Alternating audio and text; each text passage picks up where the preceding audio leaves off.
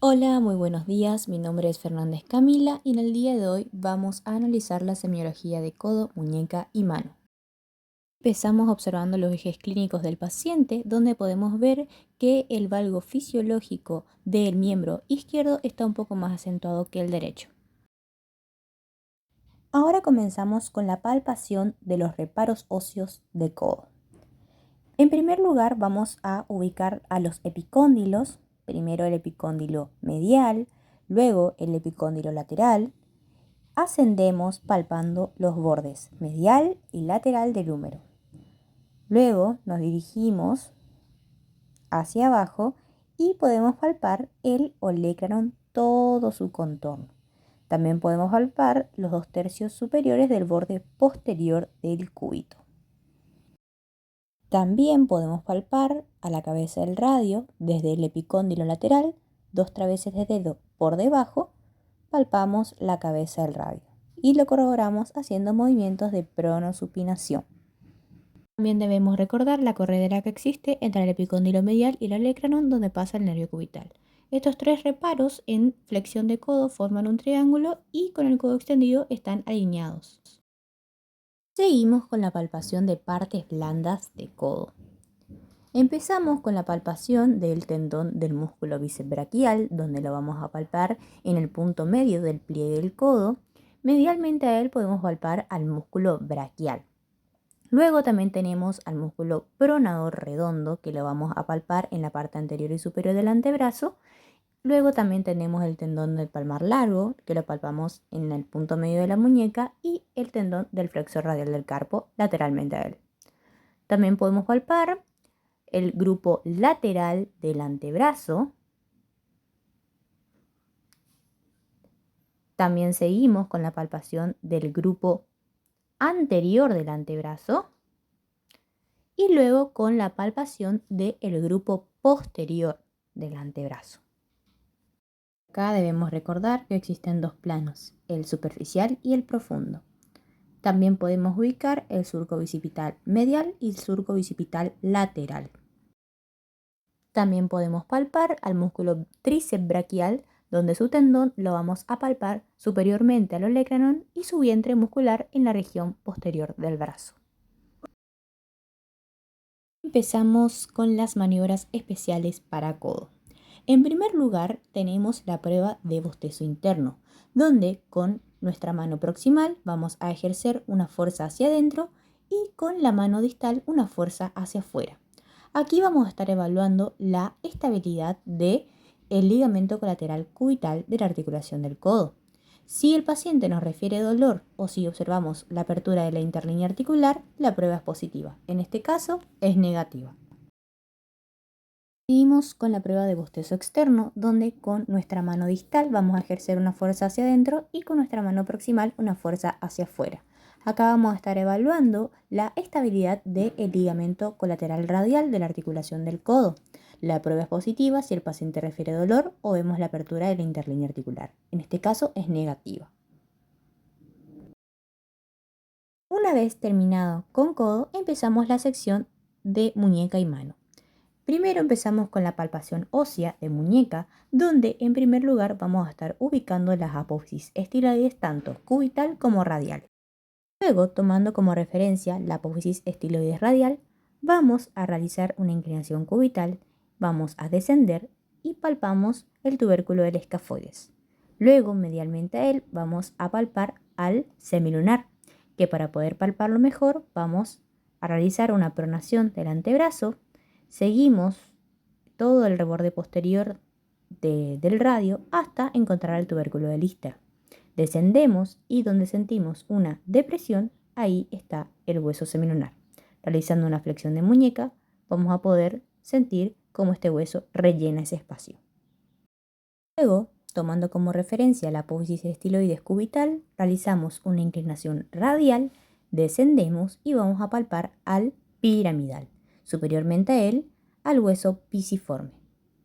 Luego vamos a poner nuestra articulación interfalángica del pulgar y nos dirigimos a la primer comisura y ahí vamos a palpar al gancho del hueso ganchoso.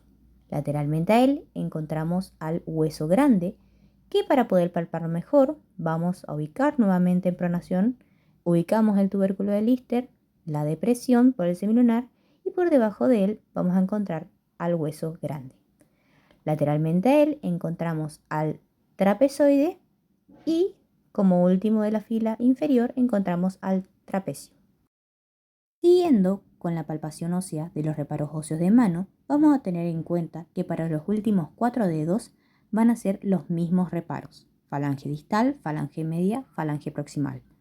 Pero en el dedo pulgar vamos a tener solamente 2 falanges. Empezamos entonces con la falange distal, articulación interfalángica distal, falange media, articulación interfalángica proximal, falange proximal, cabeza del metacarpiano, cuerpo y base. Falange distal, falange media, falange proximal, cabeza, cuerpo, base del tercer metacarpiano. Falange distal, falange media, falange proximal, cabeza, cuerpo, base, en este caso del segundo. Y luego el pulgar tenemos falange distal, articulación interfalángica, falange proximal, cabeza, cuerpo, base. Empezamos con la palpación de partes blandas. En la palma de la mano podemos encontrar a la eminencia tenar, lateralmente, eminencia hipotenar, medialmente, y parte media de la mano. Luego también podemos palpar en el dorso los interóseos dorsales en cada espacio interóseo. La tabaquera anatómica está formada por el extensor largo del pulgar, extensor corto del pulgar y el abductor largo del pulgar. También hay que recordar que por allí pasa la arteria radial. El extensor largo del pulgar lo podemos palpar en la cara dorsal de la falange proximal. Luego, el tendón del extensor corto del pulgar lo podemos palpar en la cara dorsal del primer hueso metacarpiano. Y el abductor largo del pulgar lo podemos palpar lateralmente a la base del primer hueso metacarpiano. Podemos agregarle también la palpación de la arteria radial en el canal del pulso, comprendido entre el tendón del flexor radial del carpo y el braquio radial. Empezamos con las maniobras especiales.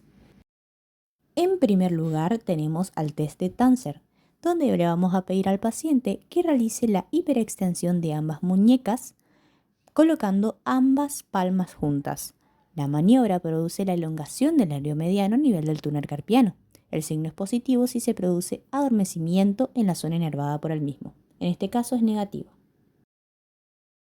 Luego tenemos al test de Palen, donde le vamos a pedir al paciente que realice la hiperflexión de ambas muñecas durante 60 segundos. El signo es positivo si se produce adormecimiento en la zona inervada por el nervio mediano. En este caso es negativa. Seguimos con el test de Froment, donde vamos a darle al paciente un trozo de papel y le pedimos que lo sujete entre el pulpejo del pulgar y la cara lateral del dedo índice. La prueba es positiva si el paciente se ve forzado a flexionar la articulación interfalángica del pulgar para mantener su control sobre el papel. Entonces se evidencia una debilidad del aductor del pulgar, causada por la lesión del nervio cubital.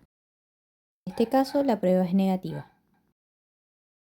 Y por último tenemos la prueba de Finkelstein, donde le vamos a pedir al paciente que cierre la mano con inclusión del pulgar. A continuación vamos a pedirle una desviación cubital de la mano. Esto va a provocar la elongación del extensor corto y del aductor largo del pulgar. El test es positivo si provoca dolor. En este caso es negativo. Hemos terminado con estas evaluaciones. Muchísimas gracias por su atención y nos vemos en el próximo encuentro.